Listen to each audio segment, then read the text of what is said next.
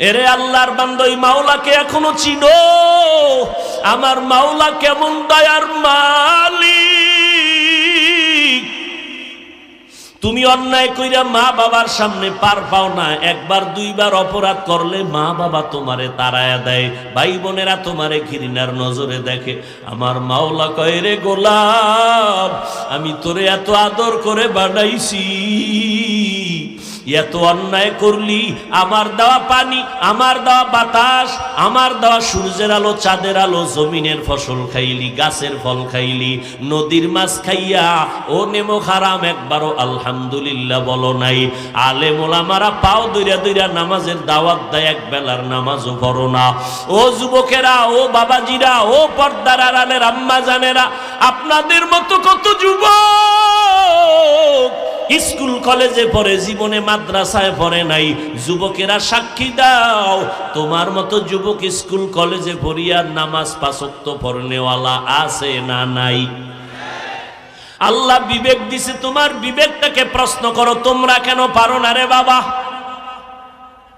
রাস্তায় গাড়ি চালায় কত যুবক, গাড়ি বন্ধ করে নামাজ পড়ে, নামাজ ছাড়ে না, তুমি কেন পারো না? নদীর মধ্যে মাছ ধরে, নামাজ ছাড়ে না, কৃষি কাজ করে, নামাজ ছাড়ে না, শ্রমিকের কাজ করে, নামাজ বাদ দেয় না, তুমি কেন পারো না রে বাবা? RAB, army, police, BDR, doctor, professor, পাঁচ ওয়াক্ত নামাজি অভাব নাই, তুমি কেন পারো না রে যুবক? ও পর্দার আড়ালের মা বোনেরা, আপনাদের মতো কত বোন আছে স্কুল কলেজে পড়ে, যুবতী, মোবাইলে অযথা সময় কাটায় না, চরিত্র নষ্ট করে না, পাঁচ বেলার নামাজ পড়ে, মা বাবার দোয়া নিয়ে চলে। কেন আপনারা পারবেন না? ও বৃদ্ধ বাবাজিরা, আপনার মতো কত বুড়ারা লাঠি হাতে নিয়ে মসজিদে গিয়া পাঁচ বেলার নামাজ পড়ে, আপনারা কেন পারবেন না? এরে আম্মা জানেরা, আল্লাহ আপনাদের এত সম্মান দান করেছেন, নেক আমল করেন, এত সম্মান, কিয়ামত পর্যন্ত আল্লাহ ছাড়া আর নতুন করে কেউ সম্মান আপনাদের বাড়াতে পারবে না।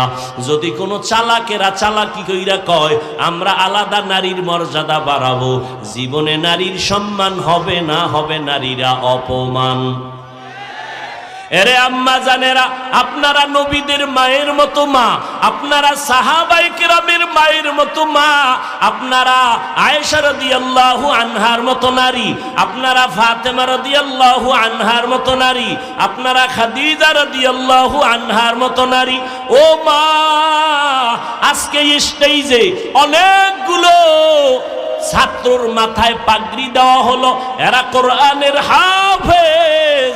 সেদিন এক জায়গায় একটা ছেলের মাথায় পাগড়ি দিলাম, মাত্র 8 বছর বয়স, 6 মাসে কোরআন মুখস্থ করেছে। আর আমার মুসলমান যুবক, কোরআন শরীফের সাথে সম্পর্ক নাই। কয়জনের ঘরে কোরআন তেলাওয়াত হয়? এরে আম্মা জান, কত মানুষ বিয়ার পরে কান্নাকাটি করে, তদবির নেয়, সন্তান হয় না। আল্লাহ আপনাদের সন্তান দান করেছেন, আপনাদের বলবো একটু চেষ্টা করেন সন্তানটারে আদর্শ মানুষ বানাবেন। আহো দৌলত সব ফকির গার নেক নেহে, जिंदगी में बंदगी तू करना है, जिंदगी में बंदगी तू करना है, जिंदगी पे बंदगी शर्मिंदा है, जिंदगी पे बंदगी शर्मिंदा है। খারাপ লাগতেছে আপনাদের? আর একটু আগাবো? থাকবেন ইনশাআল্লাহ? আল্লাহ সবাইকে কবুল করেন। ভাইরা আমার, বদ আমল দুই প্রকার, ফাহশা আর মুনকার। ফাহশার উদাহরণ দিলাম, গালি দেওয়া হারাম, মিথ্যা বলা হারাম। এইবার একটা মুনকারের উদাহরণ দিয়ে সামনে আগাই। সিজদা করা, এটা হালাল না হারাম? বলেন না তো সবাই। সিজদা করা এটা নেক আমল না বদ আমল? সবাই একমত? কেউ যদি এই সিজদা বটগাছের গোড়ায় দেয়, পীরের কদমে দেয়, মাজারে দেয়, হারাম। সবাই বলেন। আচ্ছা, যারা দেয় এরা কি হারাম মনে করে দেয়? আপনি গিয়া যদি বলেন এই শিরিক, বলে চুপ, কিসের শিরিক? বলে আল্লাহ ছাড়া গায়রুল্লাহকে সিজদা দেওয়া যাবে না, হারাম। বলে কেন? দলিল দে। দেখছেন নি, দলিল ছাড়া সে মানতে রাজি। আপনি বললেন ইবাদতের সিজদা আল্লাহ ছাড়া কাউকে দেওয়া যাবে না, হারাম। এবার আপনার দলিল শুনে কয় চা খাবি নি, খা, দলিল আমারও। কি দলিল? আমরা যারা পীরের কদমে সিজদা করি, মাজারে সিজদা করি, আমরা ইবাদত হিসাবে করি না, আমরা সিজদা করি তাজিমি, সম্মানের সিজদা। আরে বুঝেন আগে নাউজুবিল্লাহ পরে কোন। বুঝলো না বুঝলো, নাউজুবিল্লাহ। এবার আপনি বলবেন তুমি যে বললা ইবাদতের সিজদা তুমি কবরে পীরকে দাও না, দাও সম্মানের। দলিল? দলিল নিবি, চেঁচামেচি করো কেন? এক নাম্বার দলিল আল্লাহর কোরআনের আয়াত। শুনো, আল্লাহর কোরআনের আয়াত। আল্লাহ কয় উসজুদু লি আদম, এই ফেরেশতারা আদমের সম্মানের সিজদা কর। আল্লাহর অর্ডারে সবাই আদমের সিজদা করলে এটা ইবাদতের না, সম্মানের। আর নিবি দলিল। দ্বিতীয় দলিলটাও কোরআন থেকে দেই। ইন্নী রাআইতু আহাদা আশারা কাওকাবান ওয়াশ শামসা ওয়াল কমার রাআইতুহুম লি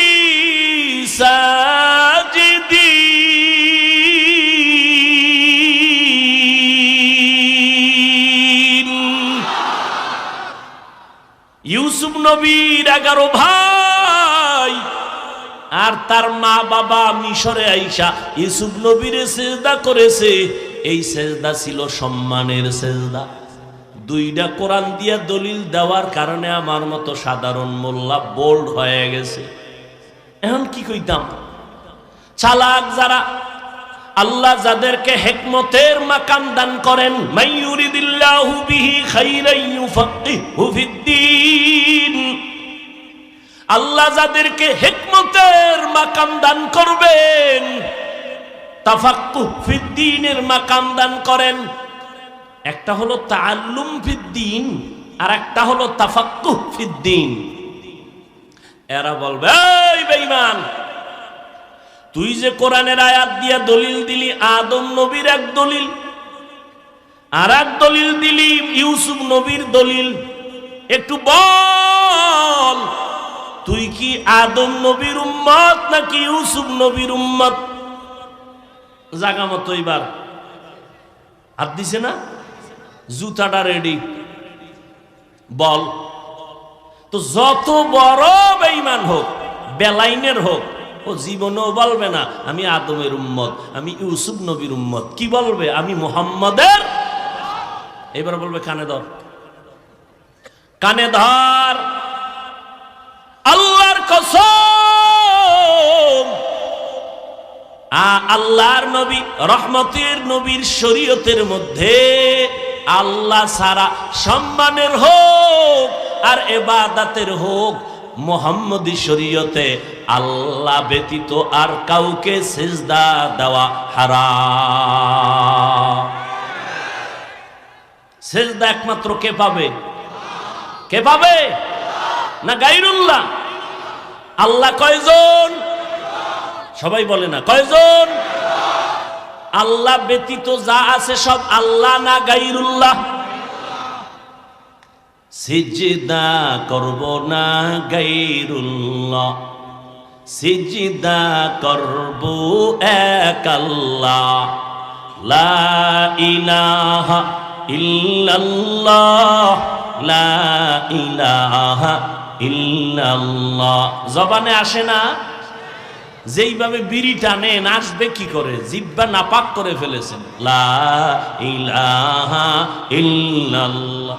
জোরে জোরে লা ইলাহা ইল্লাল্লাহ, আসমান জমিন গায়রুল্লাহ, পাহাড় পর্বত গায়রুল্লাহ, নবী ওলি গায়রুল্লাহ, লা ইলাহা ইল্লাল্লাহ, লা ইলাহা ইল্লাল্লাহ, লা ইলাহা ইল্লাল্লাহ, লা ইলাহা ইল্লাল্লাহ, লা ইলাহা ইল্লাল্লাহ, পাহাড় পর্বত গায়রুল্লাহ, জিন ফেরেশতা গায়রুল্লাহ, মাজার বাজার গায়রুল্লাহ, লা ইলাহা